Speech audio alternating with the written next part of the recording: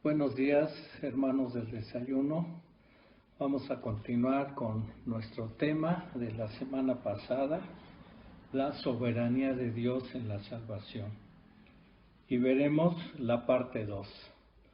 Continuaremos con las clases de evangelismo que habíamos iniciado para que podamos prepararnos para evangelizar. Vamos a orar.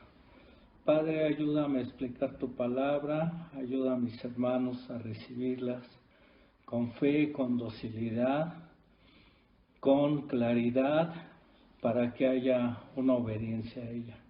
Ayúdanos, Padre, ayúdanos a practicar lo que aquí se nos enfatice y a confiar en ti todo el tiempo, de que tú fuiste el que proveíste la salvación, y a darte las gracias por ello, por habernos elegido y después por ayudarnos a creer cuando se nos predicó el Evangelio. La gloria es para ti, Padre.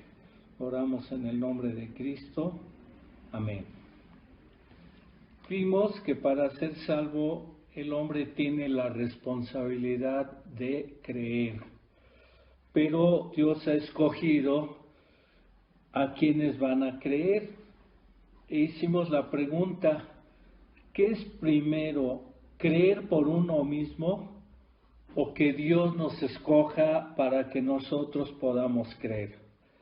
Y para contestar esta pregunta, comenzamos a estudiar la soberanía de Dios en la salvación.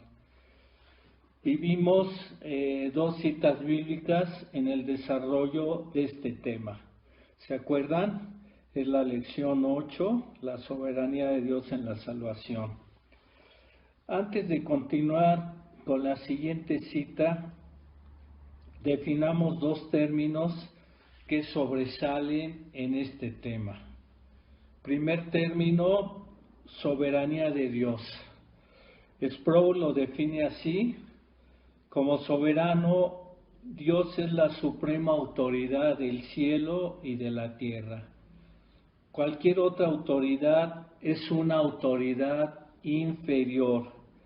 Cualquier otra autoridad que exista en el universo se deriva y es dependiente de la autoridad de Dios. Entonces, Dios es el autor, la misma palabra lo dice, autoridad. Entonces, la primera parte, autor. Dios es el autor de todas las cosas, sobre las que tiene autoridad. Él creó el universo, es entonces su propietario, y como su propietario tiene derecho sobre él. Puede hacer con su universo lo que le agrade a su santa voluntad. Entonces, todo poder está subordinado al de Dios. Aún el mismo Satanás carece de poder sin el soberano permiso de Dios. No actúa sin pedirle permiso a Dios. Y el segundo término también de Sproul, predestinación. Y lo define del diccionario Webster's: predestinado, destinado, determinado de antemano, preordenado a una suerte o destino terrenal o eterno por decreto divino, como lo cita la Confesión de Westminster. Dios, desde la eternidad, por el sabio y santo consejo de su voluntad, ordenó libre e inalterablemente todo lo que sucede, incluyendo dónde pasará el hombre la eternidad.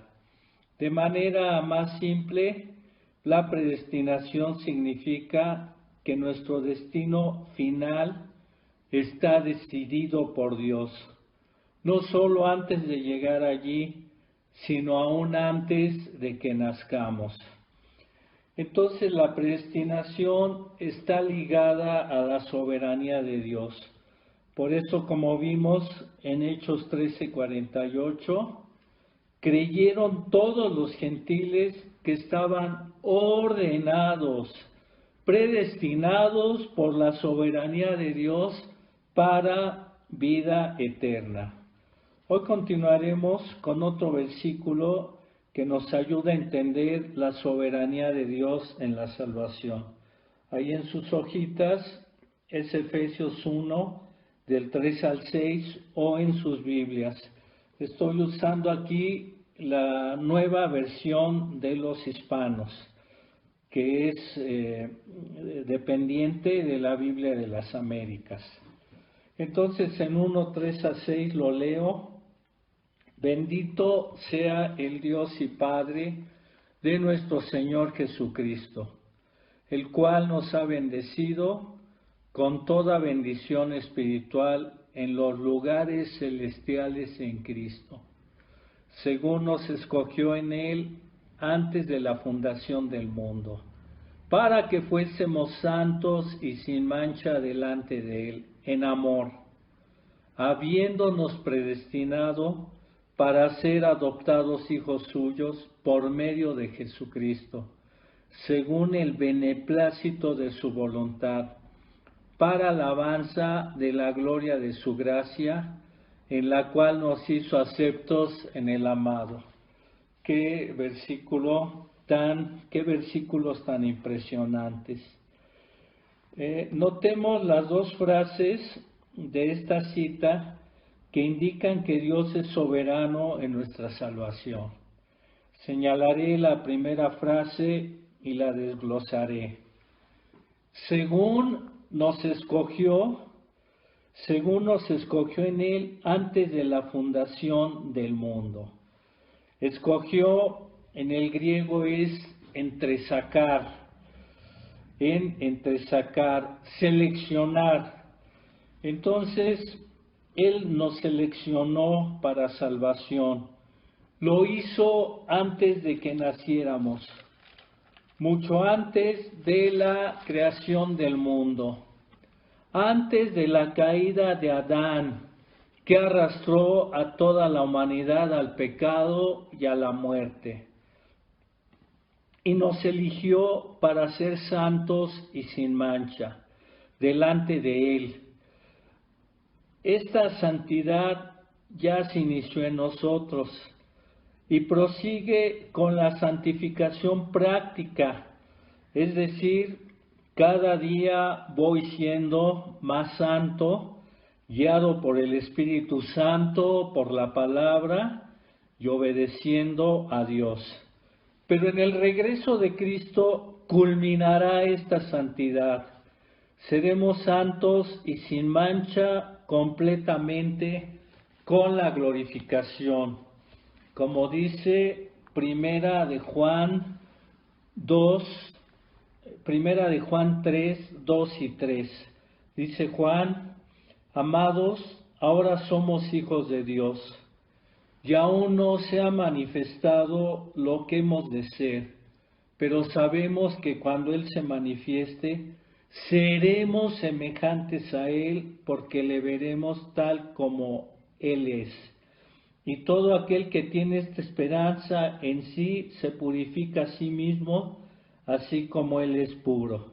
Aquí habla de los dos tipos de santidad o de salvación, es decir, la futura, cuando ya seremos glorificados, porque dice que seremos semejantes a Él.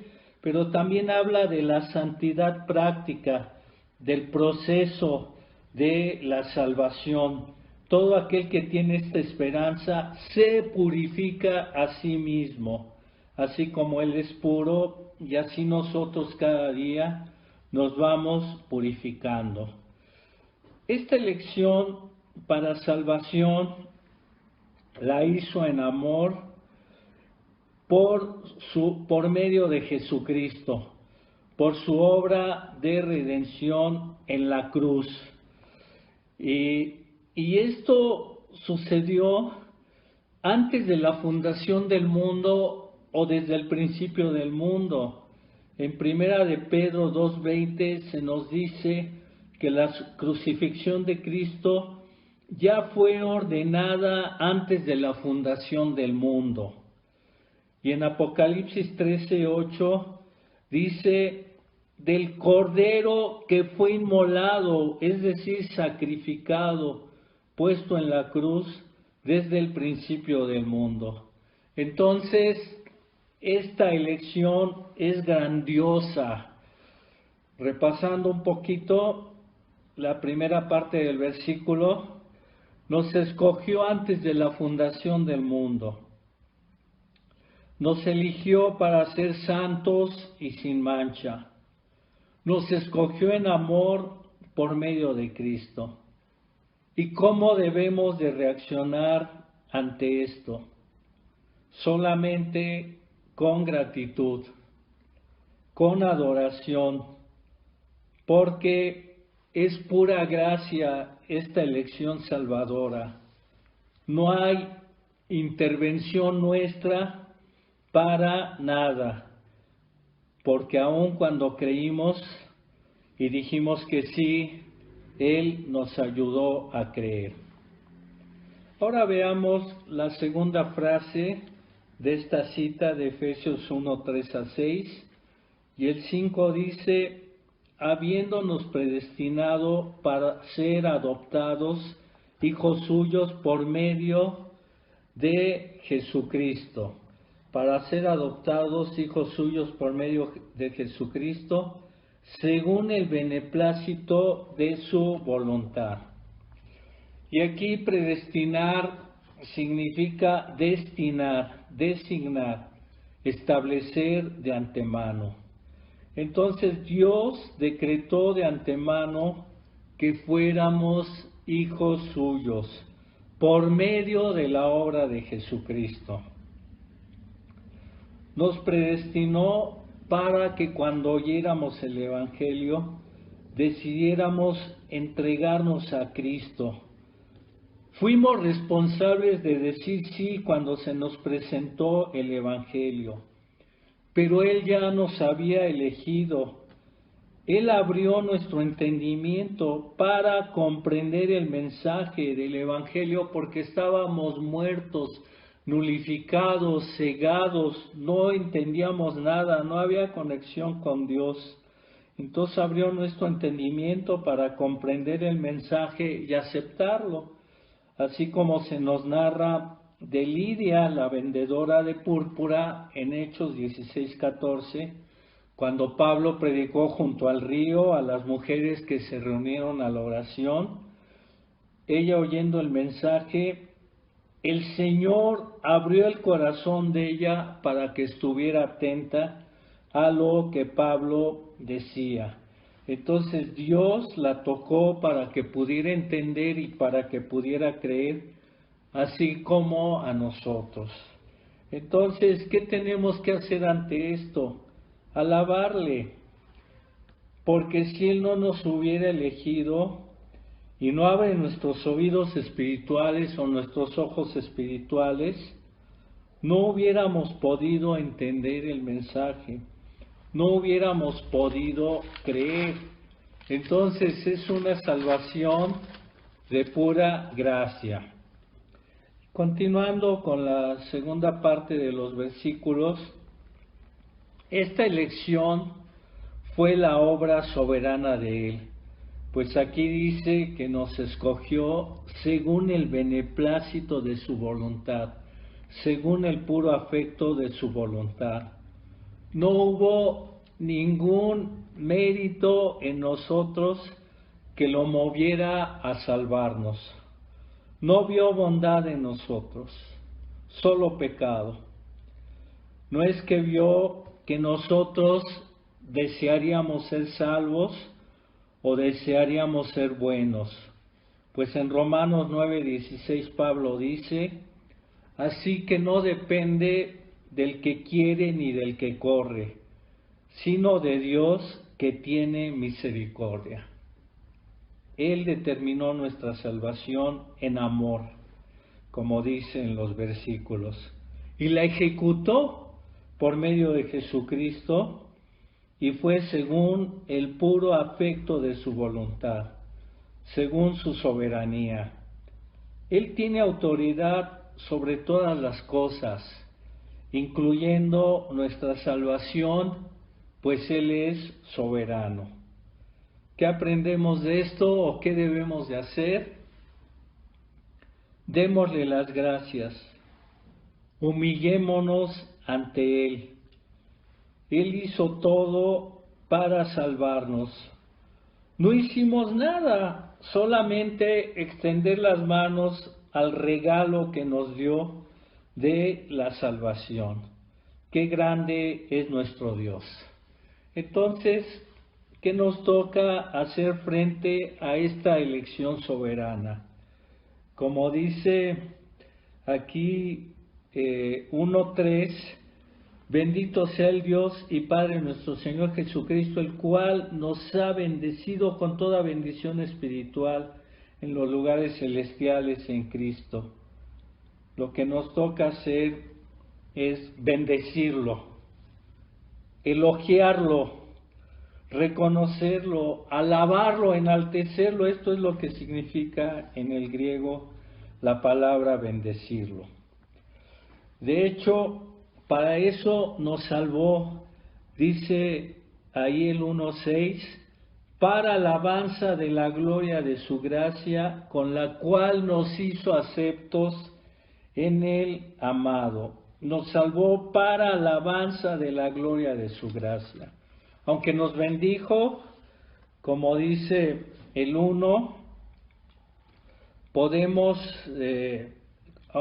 como lo dice 1:3, aunque nos bendijo, tenemos muchos privilegios, tenemos bienestar, tenemos prosperidad espiritual y tenemos muchos privilegios por ser sus hijos.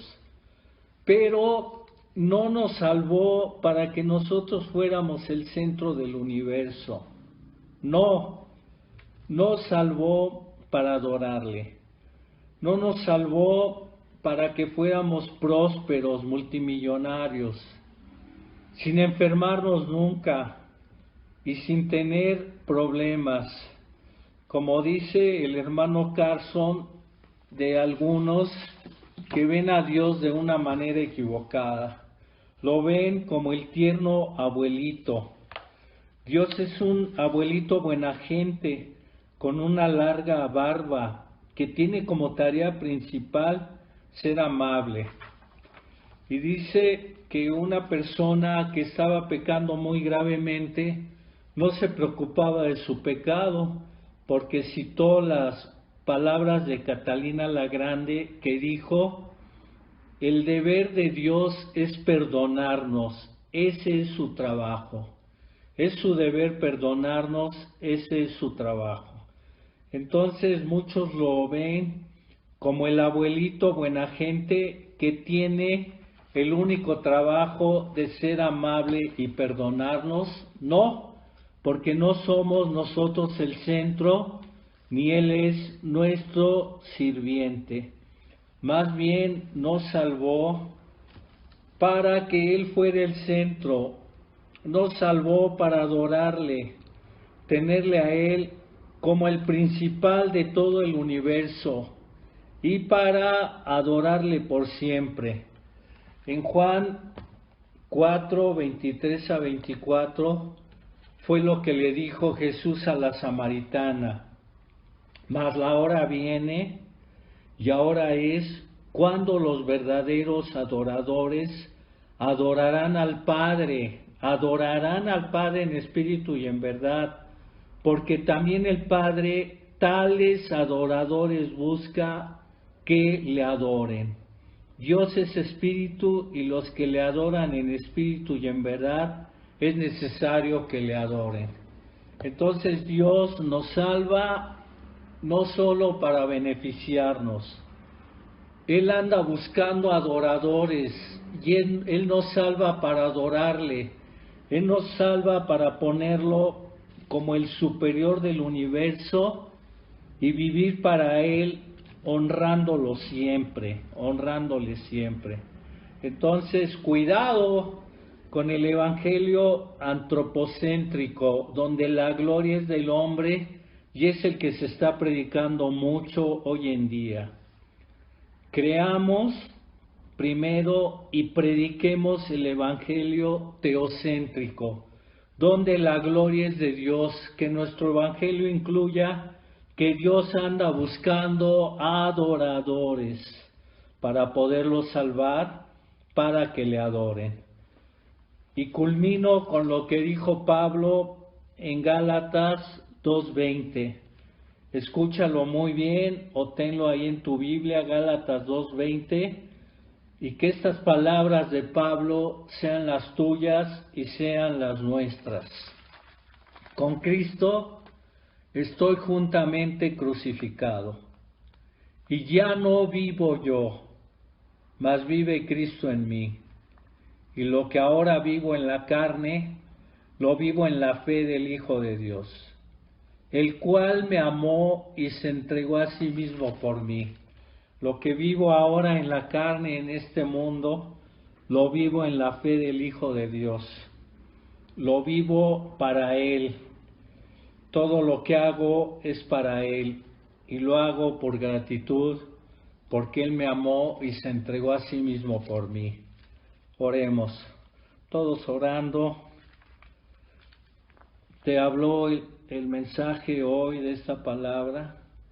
Entendiste que no hiciste nada para salvarte, que Él hizo todo, que lo único que hiciste fue abrir las manos, decir que sí al regalo que Él ya había preparado desde antes de la fundación del mundo y que ya te había elegido. Y captaste para qué es la salvación, no para que tú seas el principal beneficiado ni seas el centro del universo, sino para la alabanza de la gloria de su gracia, para alabarle a Él, para honrarle a Él, para vivir para Él. Y piensa ahorita en qué quiere que vivas para Él, qué tienes que suspender ahorita de una actividad mental o física que no vive para Él, que no le da la gloria a Él. Pídele perdón y vive para Él. Oremos. Gracias Dios por tu palabra. Gracias por la elección soberana, por ayudarnos a creer. Y gracias Padre, porque ahora nos has salvado para que te demos la gloria. Somos instrumentos tuyos. Somos los instrumentos que anuncian la gloria tuya. Esto está en barro, está en instrumentos de barro. Tenemos el gran tesoro de la salvación y ahora ayúdanos a proclamarlo, Padre, y ayúdanos a enfatizar que tú estás buscando siervos, estás buscando adoradores.